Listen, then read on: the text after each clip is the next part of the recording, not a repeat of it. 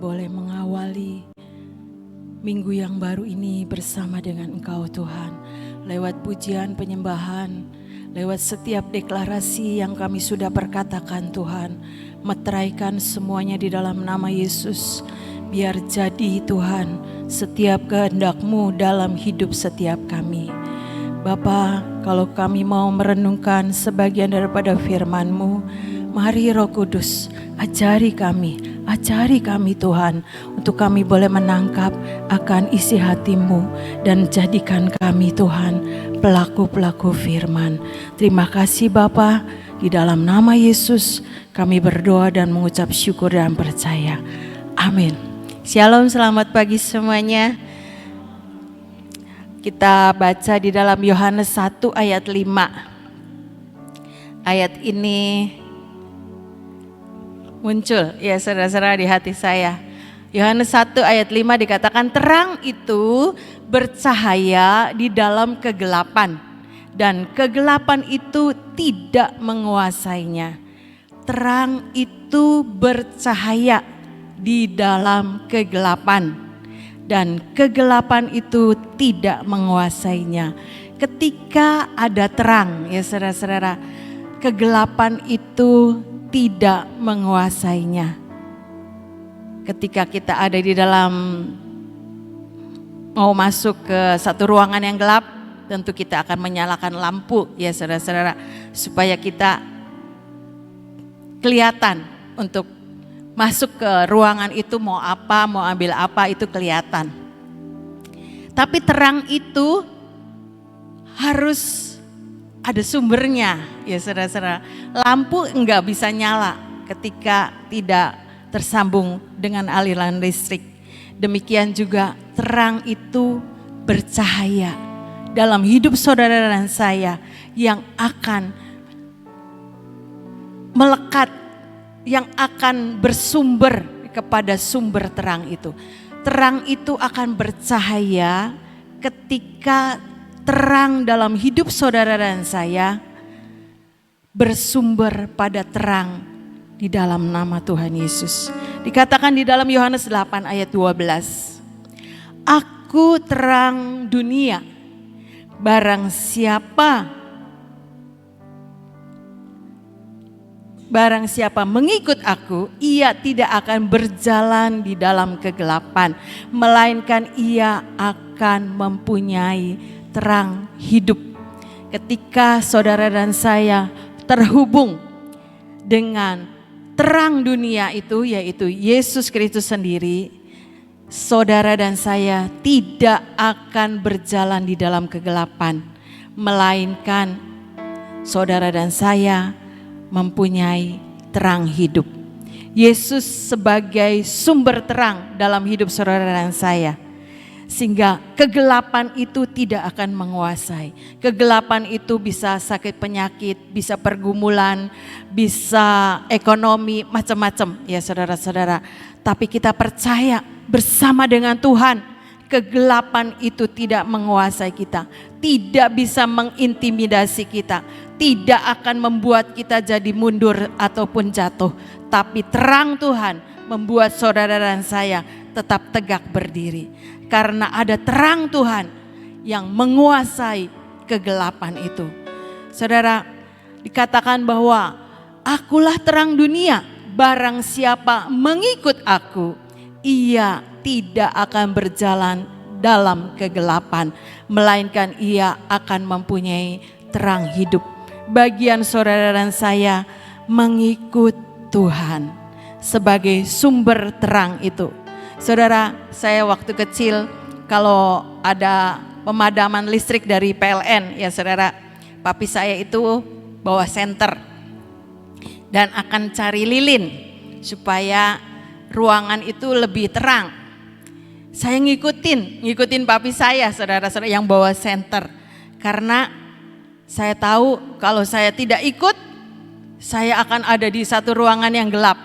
Jadi saya ikutin itu papi saya. Kemanapun ikut, cari lilin saya ikut ya saudara-saudara, supaya saya tidak tinggal di dalam kegelapan. Demikian juga saudara dan saya, ketika tahu Yesus itu sumber terang, kita harus mengikuti apa yang Tuhan mau.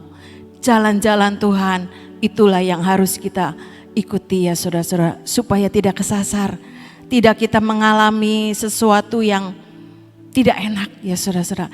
Jalan Tuhan memang bukan jalan kita, rancangan Tuhan memang bukan rancangan kita.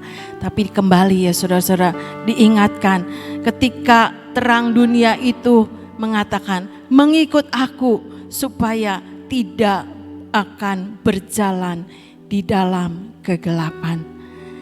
Yohanes 12 ayat 46 dikatakan lagi, Yohanes 12 ayat 46, aku telah datang ke dalam dunia sebagai terang, supaya setiap orang yang percaya kepadaku jangan tinggal di dalam kegelapan. Setiap orang yang percaya kepadaku. Tadi yang pertama mengikut Tuhan, yang kedua percaya kepadaku. Memang enggak gampang dan enggak semudah kita baca ayatnya ya saudara-saudara. Percaya kepadaku itu tidak semudah kata-kata, Ibu Nani selalu bilang begitu. Tapi ketika kita mau belajar ya saudara-saudara, kemampuan yang daripada Tuhan yang akan melakukan buat saudara dan saya. Karena percaya itu ya saudara-saudara bukan sekedar seperti yang Alkitab ngomong, tapi butuh kemampuan yang dari Tuhan untuk kita melakukan. Saudara, ada cerita di dalam Sakius ya saudara. Kita tahu dia pemungut cukai, dia orang kaya.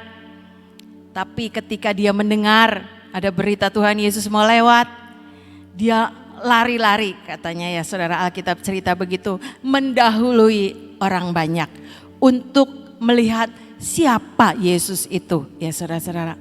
Sampai akhirnya dia naik pohon, karena badannya pendek gak kelihatan, jadi dia kepengen lihat lebih jauh lagi tentang Yesus. Akhirnya Tuhan Yesus melihat ke atas, Sakius turunlah, aku akan menumpang di rumahmu, akan mampir di rumah Sakius. Tepatnya gak tahu, saya lupa kata-katanya gimana ya, kira-kira begitu. Akhirnya Tuhan Yesus itu mampir di rumahnya Sakius. Dan terjadi ya saudara-saudara, pembalikan keadaan. Bagaimana dia dulu kepala pemungut cukai, dia dibilang, yuk kita baca aja Lukas 19 ayat 8 dan 9 kalau gak salah. Lukas 19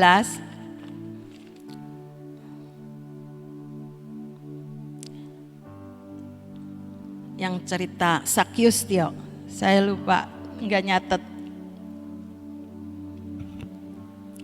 Ceritanya begitu, terjadi pertobatan di dalam Sakius ya saudara-saudara.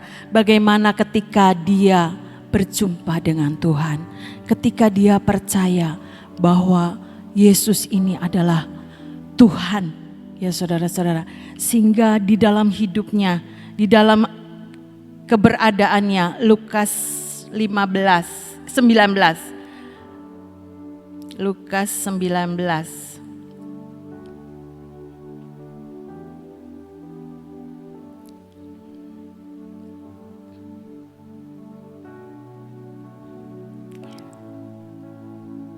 Dikatakan di ayat yang ke-8.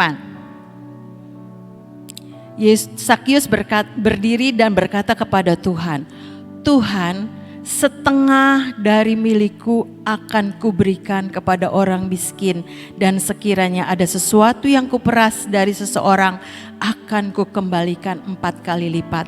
Kata Yesus kepadanya, hari ini telah terjadi keselamatan kepada rumah ini, karena orang ini pun anak Abraham. Terjadi pembalikan keadaan ketika ada perjumpaan Sakius dengan Tuhan ya saudara. Kegelapan di dalam hidupnya, dulu mungkin dia jadi pemeras orang-orang karena dia ini kepala pajak ya saudara-saudara. Mungkin juga kelakuannya tidak baik. Tetapi ketika dia mengikut Yesus, ketika dia percaya kepada Yesus, terjadi pembalikan keadaan dalam hidupnya. Kegelapan itu digantikan ya saudara-saudara, yang membawa kebinasaan dalam hidupnya digantikan dengan keselamatan yang Tuhan sediakan buat Zakius dan keluarganya. Saudara, cerita ini membuat setiap kita boleh melihat bagaimana hidup saudara dan saya. Apakah kita juga mengikut Tuhan seperti yang Tuhan mau? Di dalam Lukas 9 ayat 23 dikatakan, Lukas 9 ayat 23, kata Yesus kepada mereka semua, setiap orang yang mau mengikut aku, ia harus menyangkal dirinya, memikul salibnya setiap hari dan mengikut aku. Ini yang Tuhan Yesus bilang, yang mau ikut Yesus menyangkal diri, pikul salib setiap hari dan mengikut aku. Tidak gampang seperti kita membaca ini ya saudara-saudara untuk kita lakukan. Ini adalah hineni, seperti deklarasi yang selalu kita perkatakan. Tuhan beri kemampuan untuk setiap kita punya hati hineni untuk melakukan bagian kita seperti yang Tuhan mau di dalam pengikutan saudara dan saya kepada Tuhan. Saudara, di dalam Yesaya 60 ayat yang kedua, Yesaya 60 ayat yang kedua, dikatakan bahwa kegelapan, Yesaya 60, kegelapan dan kekelaman itu sedang menutupi bumi, saudara-saudara. Tetapi terang Tuhan terbit atas saudara dan saya. Sebab sesungguhnya kegelapan menutupi bumi dan kekelaman menutupi bangsa-bangsa. Tetapi terang Tuhan terbit atasmu dan kemuliaannya menjadi nyata atasmu. Ada perbedaan saudara-saudara, sekalipun di sekeliling kita ada kegelapan, tetapi ketika terang Tuhan ada dalam hidup saudara dan saya, maka terang Tuhan itu akan terbit atas hidup setiap kita dan kemuliaannya akan menjadi nyata atas hidup saudara dan saya, karena terang Tuhan itu menyingkirkan kegelapan yang ada dalam hidup saudara dan saya. Bagian kita ikut Tuhan, bagian kita percaya Tuhan, bagian kita punya hati hineni seperti yang Tuhan mau. Sehingga setiap kita pasti ya saudara-saudara akan dikuasai oleh terang itu. Ketika kita khawatir, ketika kita takut, contoh yang sederhana, kegelapan itu sering kali melingkupi setiap hati setiap kita. Apalagi zaman sekarang, khawatir ini, khawatir itu, takut ini, takut itu. Ya saudara-saudara, ada orang yang meninggal karena COVID, kita takut. Ada yang orang yang banyak hal lah ya saudara-saudara, mengalami perkara-perkara yang tidak enak, kita juga jadi khawatir. Itu kegelapan seringkali datang dalam hidup saudara dan saya. Tapi terus perkatakan, terang Tuhan bercahaya dalam hidup kita, sehingga kegelapan itu tidak akan menguasainya. Kegelapan itu, kekhawatiran itu, ketakutan itu akan menyingkir, tidak akan mengikuti kita ya saudara-saudara. Ada satu ayat terakhir di dalam Matius 5. Matius 5 ayat 14. Kamu adalah terang dunia. Kota yang terletak di atas gunung tidak mungkin tersembunyi. Lagi pula orang tidak menyalakan pelita lalu meletakkannya di bawah gantang, melainkan di atas kaki dian, sehingga menerangi semua orang di dalam rumah itu. Demikianlah hendaknya terangmu bercahaya di depan orang, supaya mereka melihat perbuatanmu yang baik dan memuliakan Bapa yang di surga. Ketika kita terhubung dengan terang Tuhan sebagai sumber terang dalam hidup saudara dan saya, maka kita bisa menjadi terang dunia ya saudara-saudara. terang dunia yang akan menyingkirkan kegelapan. Terang dunia yang menyatakan ada terang Tuhan dalam hidup saudara dan saya. Sehingga kita dapat melakukan perbuatan-perbuatan baik yang memuliakan Bapa di surga. Bukan karena kekuatan kita, tapi karena kita terhubung dengan sumber terang, yaitu Yesus Kristus sendiri. Sehingga kegelapan itu tidak akan menguasai hidup saudara dan saya. Tapi kita bisa melakukan, kita bisa menjadi berkat, kita bisa menjadi teladan di sekitar kita. Kita bisa menjadi orang-orang yang jadi saluran berkatnya Tuhan. Karena perbuatan baik yang Tuhan anugerahkan buat setiap kita, kita bisa lakukan dengan bisa memuliakan nama Tuhan. Biar ini menjadi perenungan hidup saudara dan saya. Jadikan Tuhan terang dunia yang menguasai hidup saudara dan saya, menyingkirkan setiap kegelapan yang seringkali datang dalam hidup kita, datang menguasai hati kita. Kita berdoa dalam nama Yesus, saya ini terang dunia, ada terang Kristus, ada terang Tuhan yang tidak akan menguasai hidup saya. Biar itu termeterai dalam hidup kita dan jadikan Tuhan terang dunia buat hidup saudara dan saya. Amin. Tuhan Yesus.